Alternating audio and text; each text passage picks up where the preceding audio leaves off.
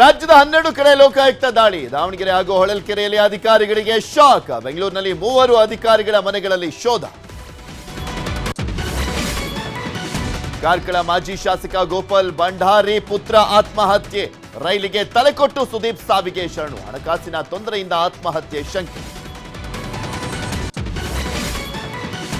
ಧಾರವಾಡದಲ್ಲಿ ರಾಜು ತಾಳಿಕೋಟೆ ಪಾರ್ಥಿವ ಶರೀರ. ರಂಗಾಯಣ ಆವರಣದಲ್ಲಿ ಅಂತಿಮ ದರ್ಶನ.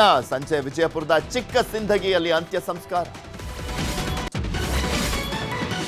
ಡಿನ್ನರ್ ಮೀಟಿಂಗ್ನಲ್ಲಿ ಕ್ಯಾಬಿನೆಟ್ ಪುನಾರಚನೆ ಸುಳಿವು. ತ್ಯಾಗಕ್ಕೆ ಸಿದ್ಧರಾಗಿ ಎಂದು ಕೆಲವರಿಗೆ ಸಿಎಂ ಸೂಚನೆ. ಸಿಎಂ ಬದಲಾವಣೆ ಬಗ್ಗೆಯೂ ಮಹತ್ವದ ಚರ್ಚೆ.